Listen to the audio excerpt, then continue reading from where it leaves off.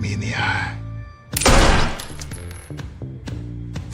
Don't wanna hear about it. Hello, welcome back to another episode of Justified. City Primeval Episode 6 sees things go from bad to worse. Review. Warning, spoilers ahead, and don't forget to subscribe to my channel. Something wasn't right with that particular kerfuffle. Raylan is confused. The Florida marshal by way of Kentucky, sitting in his partner's car as they leave their failed attempt to capture Clement Mansell, is unable to pinpoint exactly what is happening in Detroit. He is aware of what was done and who was responsible. He is aware of the whereabouts of the individual he seeks. Despite his best efforts, Raylan is unable to keep his reward in handcuffs. Raylan responds, "I wonder whether anyone is so fortunate. I wonder whether people are acting differently than they normally would because of this deceased judge, this purported book, and this specific shitbird. And when I'm being played, I get the same feeling." Even though Wendell may not agree with what Raylan is suggesting, the conclusion is still reasonable. Is Clement's protection being handled in secret by someone? Or perhaps it's more plausible that someone is scheming to prevent Judge Guy's little black book from going public. It doesn't seem that way in this case. The Oklahoma Wildcat simply has good luck.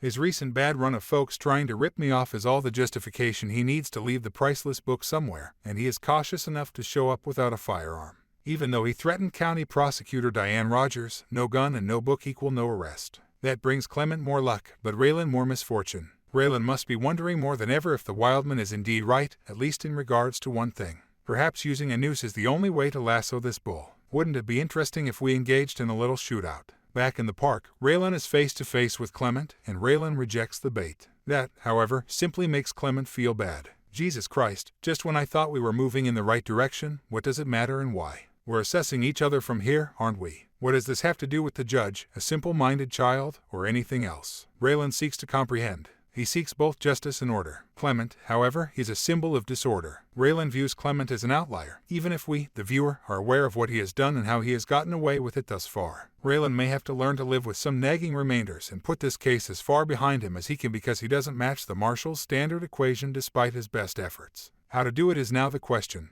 At the conclusion of Episode 6, Adios, Raylan informs Carolyn that he needs more information, more clout, or whatever it takes to prevent things from getting worse. After all, despite the day's tragic conclusion for everyone else, she did learn something from it.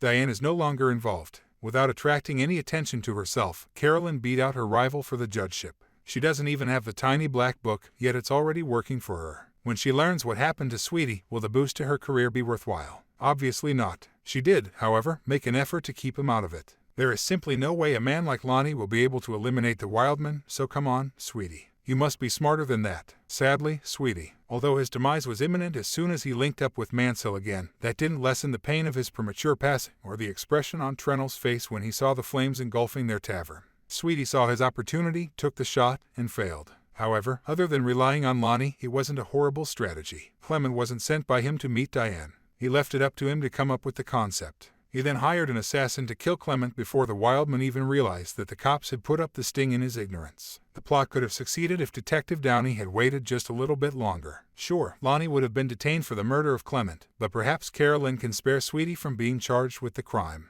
At least the bad guy can no longer control him. That wasn't to be. Another lucky break, depending on who you ask, could be good or bad. Raylan's insomnia is caused by yet another anomaly. One more nudge in the direction of chaos. It's unclear from where Carolyn is standing whether she will agree to give Raylan the more he demands, but whatever happens next may refer to another exchange they had during this episode, this time outside Raylan's hotel room. There are several things I want to do with that book, and none of them are in the least bit legalistic. Instead, they are wholly just. Thank you for watching.